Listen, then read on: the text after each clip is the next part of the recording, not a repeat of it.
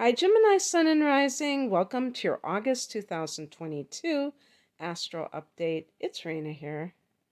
So, August.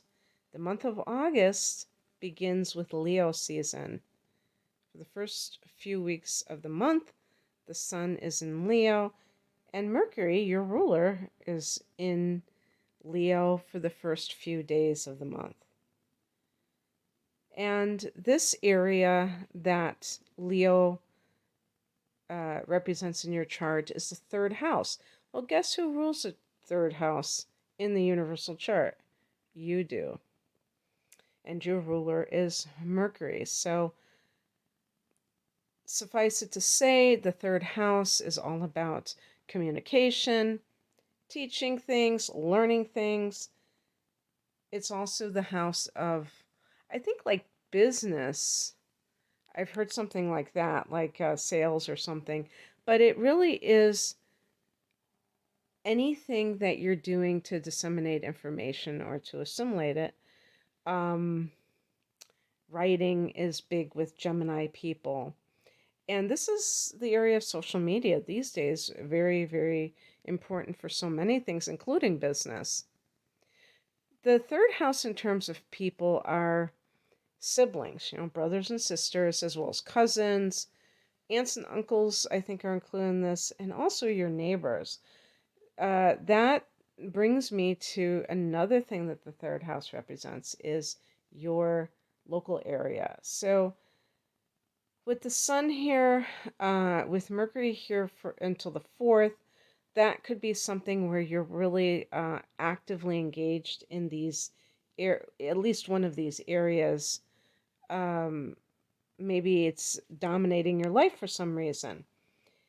But on the 4th, Mercury goes into Virgo, and Virgo is another mutable sign.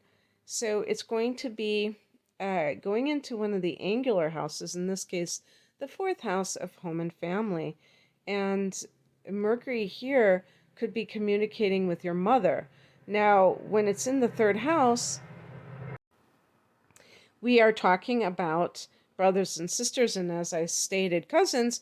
Sometimes cousins or even aunts and uncles are more like siblings or parents than the actual, you know, brothers and sisters and parents are. So sometimes that can mean that you're talking to people that you consider to be really close to you. Now, just in my head, trying to think about, was there a death in the family? Because we just had what I consider a powerful full moon in Capricorn that occurred on the 13th of uh, July. And ever since that date, I can just tell you that in my life, things have just been like kind of a little bit not so much in my case, in my personal life, but because of my partner in his life. And the interesting thing about this is that even if you don't feel like it's your personal situation, you can be affected by it because it's your significant other's thing that's going on. And so for Gemini people, the eighth house is going to be Capricorn. So that might have been with the full moon there. There could have, the eighth house can be death, could be that resolution for some relationship close to you where it's like, okay, now this is over with. Okay. And that's why you're talking to your mother or and your siblings or what have you, cousins, whatnot. So Gemini people, you tend to be on the run a lot. I don't mean from the law, but just very busy and just liking to move around a lot. So family may have a hard time getting a hold of you sometime, but this may be one month where you are doing more communicating with them. Um, and on the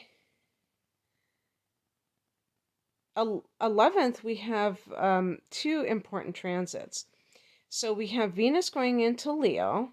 So Venus is going into that third house, and that can be very good for anyone who is going on online dating. You might find love through that, or just through Facebook or something. If you like hook up, start talking to somebody from your, maybe it's from your past even, and you just start, even Mercury going into the fourth house, that can be your past. Maybe you're thinking about your past. Maybe you're getting a little bit sentimental. The sun in Gemini, you're very close to Cancer. So you may have inner plants in Cancer, and you might be a little bit cornball or nostalgic uh, as a Gemini person. And it's very easy for you to just long for the past. And maybe somebody comes into your life through the internet or social media that is a love interest in some way, or just making money through teaching, tutoring, things like that, writing. And on the same day, that 11th of the month, there's a full moon at 19 degrees of Aquarius. So that's going to be in the ninth house. It forms a trine to Gemini, which of all the aspects is the easiest manifestor. And so it can feel very nice to have that kind of energy behind you at this time. Coming from that ninth house, it can be, it's possible that you're coming back from a trip. You might be ending some kind of a trip. I was going to say vacation, but for Gemini people, I think a lot of you, it's not so much you want to sit on a beach for extended periods of time. You might want to go to a museum. You might want to just roam the streets in the city.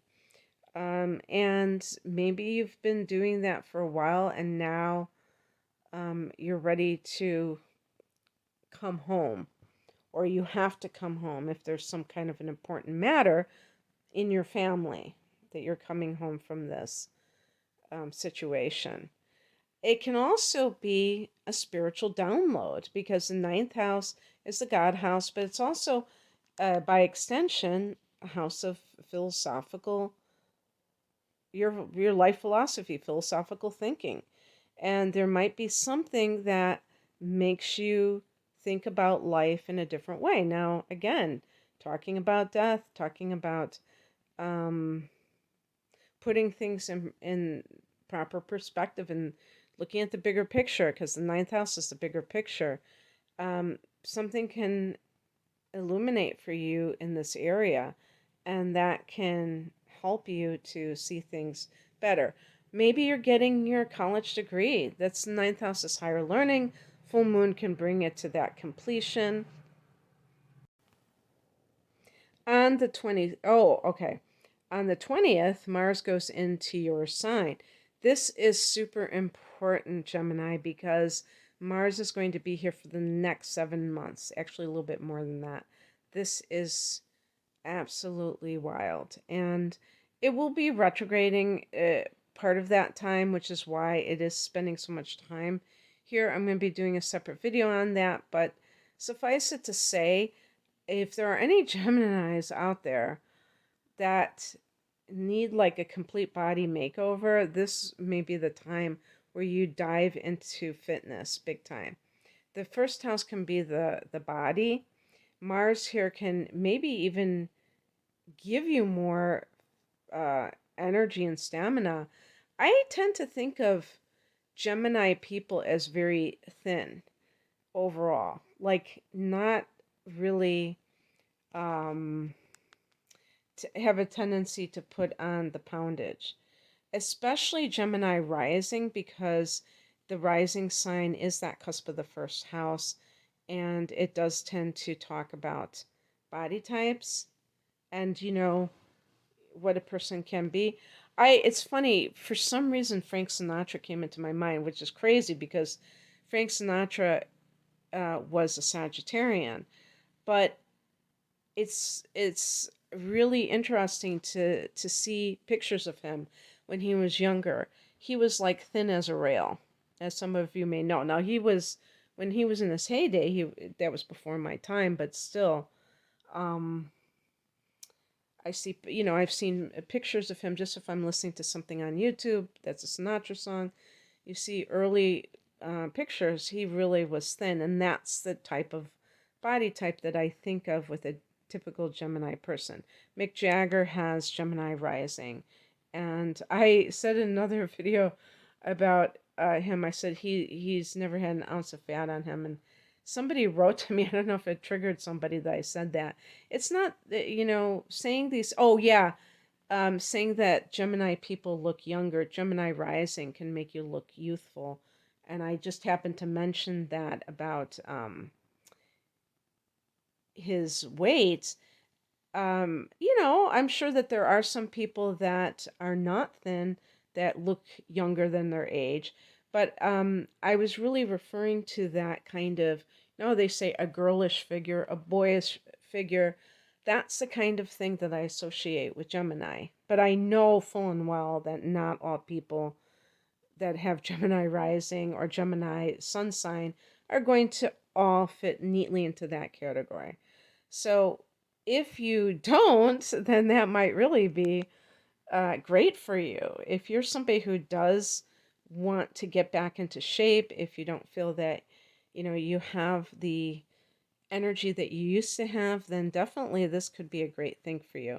And just in general, I mean, energy isn't just used so that you can, do workouts all the time. It's really kind of basic to being able to accomplish what you want to do and also just to have fun.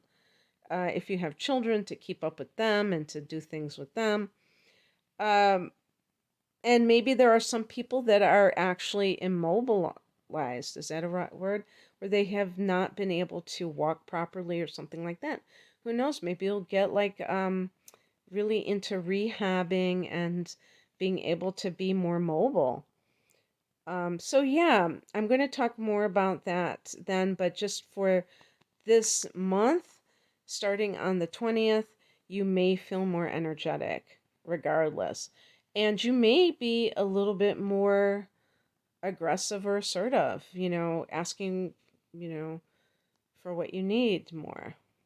On the 22nd, the sun goes into Virgo, sun goes into that fourth house, so more um, emphasis put on the domestic side of life.